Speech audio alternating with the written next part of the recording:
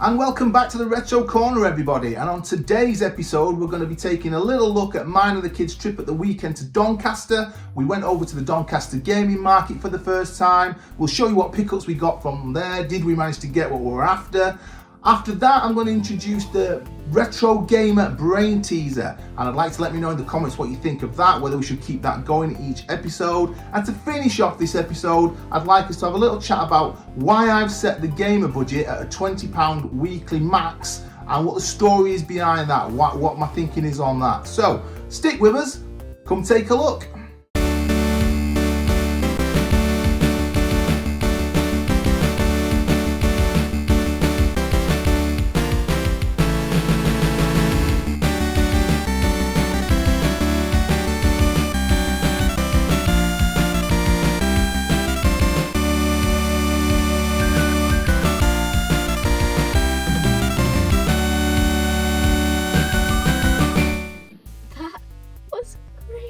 Are you okay, Paige? I don't think his driving was that bad. So we're here, everybody. We've arrived, about to go into Doncaster Gaming Market. Can't wait. But yeah, the lad did well. I think he's outrun 2 skills on Xbox. Those power slides have come in handy, haven't they? You only run 1 person over and ran 3 red lights. So I think you did well. I'm gonna be sick. Let's go check out the games, eh? Yeah? Or shall we tell the viewers what we're planning to find? Maybe do that now, can't we? So, what are you hoping to find, Liam? Wonder Boy in Monsterland. Wonder Boy in Monsterland. So he's heard from me that I'm a big fan of Wonder Boy in Monsterland. One of the first games I ever completed, and he's wanting to try and do the same now, I think. So we're going to look for that. What were you wanting, Paige? The original Outrun. The original Outrun on Sega Master System. So another Master System game. I'm going to try and find a game that most people will argue when I say it that you don't pronounce it like that, but I always called it Gynoog. I don't know whether it's Ginu or the shoot 'em up on Mega Drive anyway. That's my big find I'm hoping for today. So let's go for it.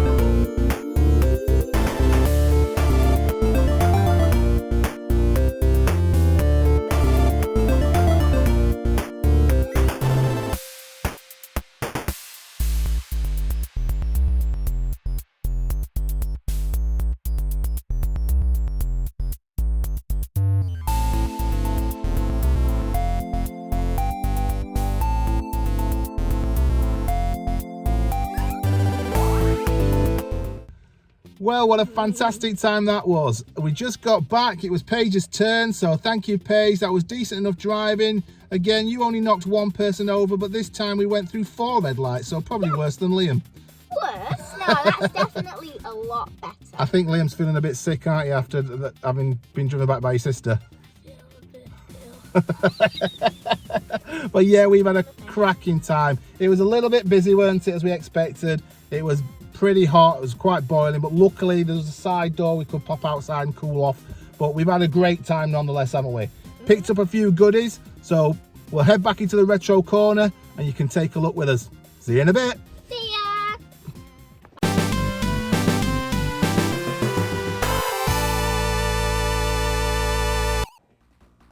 So there you have it, folks. Me and the kids had a great time at Doncaster Gaming Market. It was really hot, it was really busy. That did take us a little bit by surprise, definitely me. It's my first time there, kids' first time there, but I might have been a bit naive, but I thought we got an advanced ticket, so we were in before the general public, so we were in at like 12 o'clock. So we weren't the first allowed in, but I thought by the time we got in, at that time, it might be a little bit busy, but not absolutely packed, and it was packed. Now I know that shows how popular it is. It's a good thing.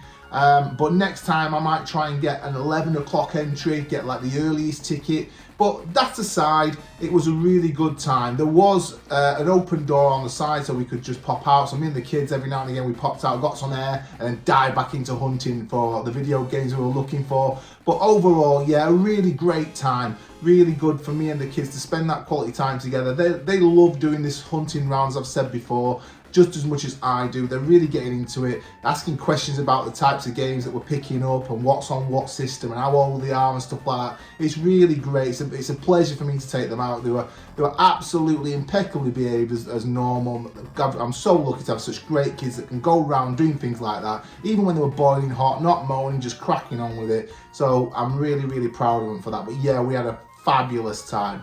So let's get into the pickups. That's the main thing. What did we actually get? So, wasn't on our list, the first thing, but we picked up this for the Master System. California Games. Now, this is, I think, a quality title on the Master System. It was really good fun, and I have some really nostalgic memories for this. I never owned it. My best friend had it, and a few of my other mates liked coming around to his house with me and playing on it. So we used to take each other on, try and outdo each other at California Games. I remember rightly, it's up to an 8-player game, this one. But yeah, we used to have some like competitions with each other, trying to outdo each other on the different events. So yeah, I was telling the kids about that. They were, when we picked it up and we spotted it, so they thought, yeah, let's go for it. So I said, I can't deny you that. So we picked up California Games as our first purchase whilst there. And the next one, this one replaced what Paige was looking for. So Virtua Daughter, she, as you heard before, she was looking for Outrun on the Master System. She's big into her Outrun. She's wanting to get into the Outrun series. So we've got the Outrun 2 on the Xbox. She really loves playing that. Liam loves playing the original Outrun when we had the Mega Drive Mini 2. So I'm probably going to be trying to pick up Outrun on the Master System and either the Mega Drive or the Saturn or both. We'll see. Probably a bit silly to have too many copies of it, but who knows. But because she couldn't find that, we didn't track it down. She was more than happy when we got this, Afterburner. So another arcade classic from the 80s. Obviously, as you guys, most of you will know, this is not the best version of it, but she really wanted to play it on the Master System. So I remembered again back in the day playing this, and I said, yeah, we'll give it a try. We can pick it up. It was pretty cheap. We didn't spend a lot on this. It wasn't one that came with a manual, so it's just the game disc. I've given it the game cartridge, sorry. Given the game cartridge a good clean. In fact, I'm glad I gave all the cartridges that we bought a good clean. I'll show you the picture of the cotton buds after cleaning. I'm really glad that we didn't forget to do that and stick them straight into the systems. Probably a top tip for you guys, whenever you go to these places, make sure you give them a good clean before you use them. But yeah, Afterburner, what can be said about this that hasn't been said before? A quality arcade, and still, although not graphically as good as say on the Mega Drive or the version they put out on the Saturn, this is still a good version, I think, by Sega. A good shoot 'em up, a good bit of fun to be had, and Paige was really happy with that.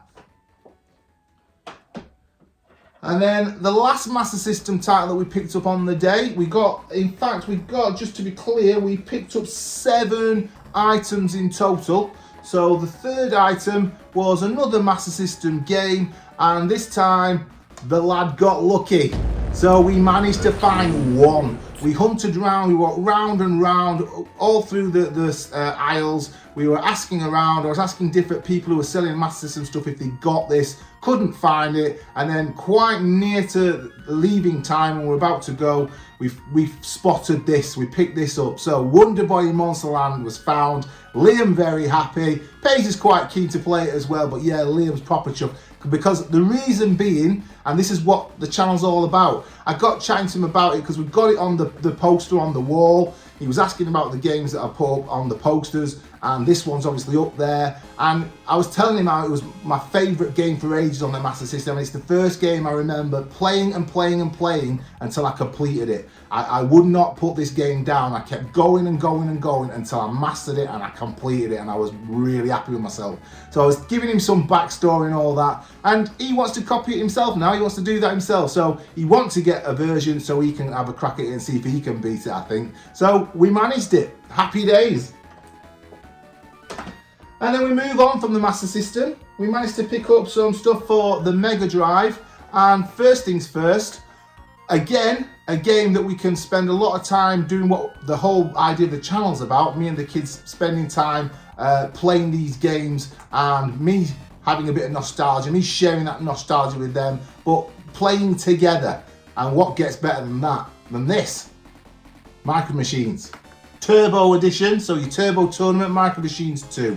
What an absolute game. What a beauty of a game this is. And for those who don't remember or didn't experience it at the time, you get your 2 extra control pad ports on the cartridge. So as it happens, I've managed to pick up some more Mega Drive pads recently. Got the Mega Drive pad with the actual console. You can check out that video. I'll leave a description in the link regarding the Mega Drive pickup that I did a few weeks ago for my birthday it was. But I only got 1 pad with it, and we're wanting to do sort of couch co-op and challenging each other, so we needed another pad. Spotted a pad available on eBay, but it was actually selling basically 2 for the price of 1. So I've ended up with 3 pads, which is perfect for this. We could plug in all 3 pads. Me, Liam and Paige can all take each other on at the same time. So proper happy that we picked this up. Class game. And then I said I was looking for Gynoog. Pronounced, however, I don't know. You tell me in the comments how that's pronounced. Gynoog, Gynoog, Gynoog, Gynoog. I've had all sorts of versions of this game over the years. As a kid, I called it Gynoog, so I'm sticking with that. I got it. So we managed to find this, and again, we were very lucky with this. Right near the end, we walked. I actually did, to be fair and honesty, I spotted this on the stand that it was on quite early on, but I went hunting around to see if I could see it anywhere else, to see what other pickups we might get. Luckily, I didn't see this again anywhere else. So luckily, when I went back for it near the end, it was still there. Paid slightly more for this one than I wanted to. The others got decent deals around about the price we expected, a little bit less in some cases. Maxed out, spent the budget, but we didn't go over the budget. So I was happy. As soon as we got enough left to get this, I purchased this at the price they were asking. I got a few quid off. I asked him to, I bartered with him, got a few quid down, but it was still slightly more than I wanted to pay. But like I said, last purchase, last pickup of the day, we got the funds left, so I went for it. And I'm happy because this is a class game. I love my shoot 'em ups, and on the Mega Drive, this is one of my absolute favourites, an absolute belter of a game. You go around as a character called War, W-O-R, a winged warrior, and the art style, everything about this game, I just love it. The difficulty level, I did beat it once or twice when I was younger. Playing it now, I've realised that I'm going to have to put in a lot of practice. Me and shoot 'em ups, and generally, I think, never mind this one, I need to put in the practice, the hours, because I'm not as skilled as I used to be. Let's just put it that way. But yeah, class game. Really, really happy to have picked it up. And then we've got 2 more left. And we actually managed to pick up something for the Saturn. And what we picked up for the Saturn is Fighters Mega Mix. Now, I think this is another belting game, a real class game. Got lots of different fighting characters from different games. So you've got your Virtua Fighter characters on there, your Fighting Vipers, but you've also got the quirky take with things like the Daytona car on there and stuff like that. So yeah, a really quality game for the Saturn. Picked this up again for a reasonable price. The guy in the store was really nice, as were everybody else. Now I've reminded myself, I need to say that we went around, all the people there selling and chatting, really nice, friendly people. So the experience again was really, really, really positive. We would definitely do it again. The kids were really happy and I was really happy. And in and amongst that, the guy on the stand sold us this. Top guy, top game. And then finally, the last of the last from our little bunch that we picked up was this. Another absolutely belting game, Time Splitters 2 for the original Xbox. Quality game, absolutely love this game. So we've done what I planned to do all along, as I've said on previous videos, with the 7 games we picked up, what I would call all killer, no filler, but in the sense that it's all killer for us. You might disagree. Let me know in the comments. From the 7 that we've picked up, do you think it's all killer, or is there stuff in there that you think is filler? We're not all going to have the same opinion on this stuff, but when we're picking up these video games, I'm trying to pick up video games that I've got a lot of nostalgia for, a lot of love for, and you might disagree, but for me, the 7 that we picked up was absolutely quality, and this, cherry on the cake, Time Splitters 2, what a class game this is.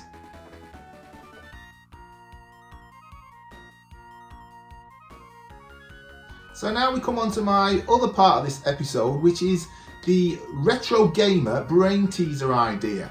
So I'm thinking about each episode popping in a little bit of retro gaming quiz type questions. So I'll put the example for this episode on the screen now so you can check that out. And what I'll do, the thinking is, so at some point fairly early on normally in an episode, I'll pop one of these questions in there, and then at the end of the episode, I will get back to you with the answer and you can check whether you got it right or wrong, yeah? It'll be a range of questions linked to Sega, Nintendo, PlayStation or Xbox. And I just thought it might spice things up a bit, get your brains thinking. It'll also help me remember stuff as well, recap stuff, so it'll be little reminders for me as I'm going through the videos as well. But I just thought it'd be a little bit of retro gamer fun. Let me know in the comments, do you think that's a good idea? That's something you'd like to get into when you watch the videos? Just let me know.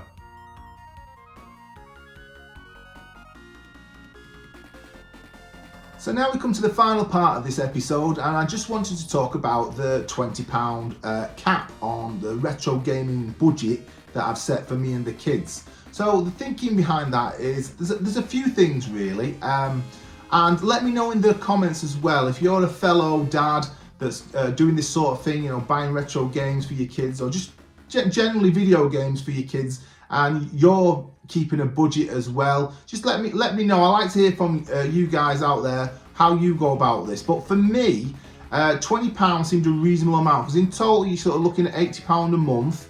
On my budget, that seems to be manageable. That's something I think I can cope with.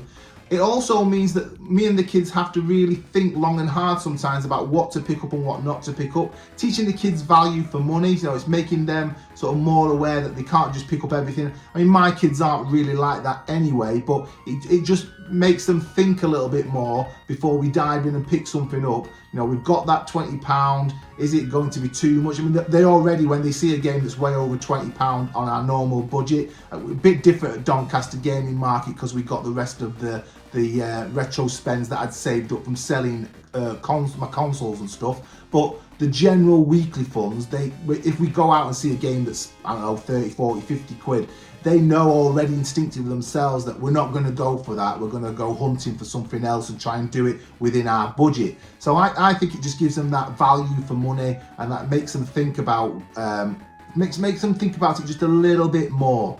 And it also does the same for me. Now, historically, I've not always been the best at balancing finances. Yeah, I've not always been the best at putting sort of the handbrake on and stopping myself diving and make purchases. You get older, you get wiser. That's not a habit I really want to pass on to my kids. I want them to see that, you know, money's hard earned most of the time, and it's easy to fritter it away and not think about it, but that's not really what I want them to pick up from this retro gaming, collecting and going out the hunt experience. So yeah, I suppose it's a bad habit that I used to have that I'm trying to make sure I don't pass on to them. Again, let me know in the comments, is that something you guys feel that you've been doing as well, or do you not have a budget? Do you just go for it? Do you not need to have a budget? Everybody's different, but yeah, let me know in the comments what you think about that. And another reason I think is it gives it the structure, so we know exactly how we can slowly piece together the retro collecting, and also picking out those titles that we call filler.